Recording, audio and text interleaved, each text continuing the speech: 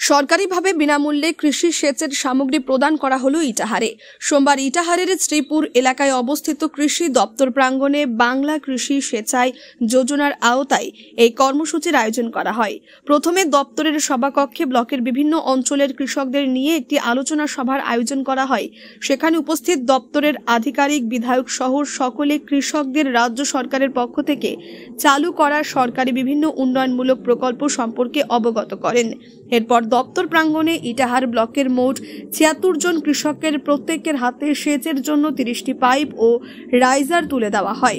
বিগত দিনে কৃষকদের জিএসটির টাকা দপ্তরকে দিতে হতো, তবে এবছর জিএসটি মুকুব করে প্রায় ৩৩,০০০ টাকার সেচের সামগ্রী সম্পূর্ণ বিনামূল্যে প্রদান করা হলো।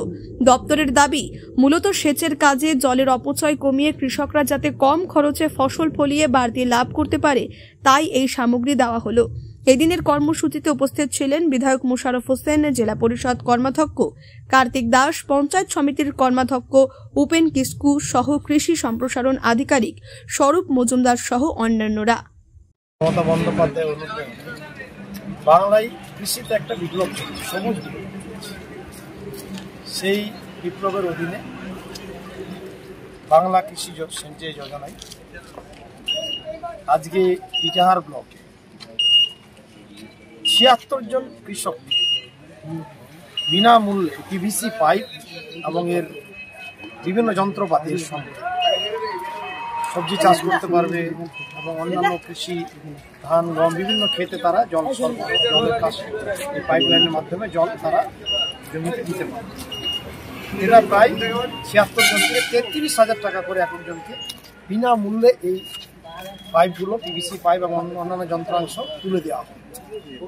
এবং সাথে এটা বছরে ইটাহার ব্লকে ১৫০-১০০ জন পেত, কিন্তু আমি এটা স্পেশাল এবার উদ্যোগ নিয়ে জেলা কৃষি অধিকর্তা, ডিডিএ সমেত সবার সঙ্গে মিটিং করে এবছর আমি লক্ষ্যমাত্রা নিয়েছি ৩ থেকে ৩,৫০০ কৃষককে, যেটা রেকর্ড পশ্চিমবাংলার বুকে, ফ্রিতে আমরা এই যন্ত্রাংশ কৃষি সেচ যোজনার অধীনে আমরা তাদের দেব। তা সেক্ষেত্রে আজকে ৭৬ জনকে তুলে দেওয়া হলো। কৃষকরাও খুব খুশি, তাদেরকে বিলটাও তুলে দেওয়া হচ্ছে ৩৩,০০০ টাকার। জিএসটিটাও আমরা ওয়েভ করেছি, মাফ করিয়েছি, বিশেষ উদ্যোগ নিয়েছি আমি, নাহলে আবার কৃষকদের একটা বড় টাকা লেগে যেত জিএসটিতে, ৩-৪ হাজার টাকা, সেটাও আমি মাফ করিয়ে দিয়েছি। তাই এটা নিয়ে একটা সাড়া পড়ে গেছে। এখানে আজকে আমরা ৭৬ জনকে দিলাম। পর্যায়ক্রমে ধাপে ধাপে আমরা আবার বিভিন্ন অঞ্চলে এলাকায় কৃষকদের অঞ্চলে পৌঁছে দেওয়া হবে।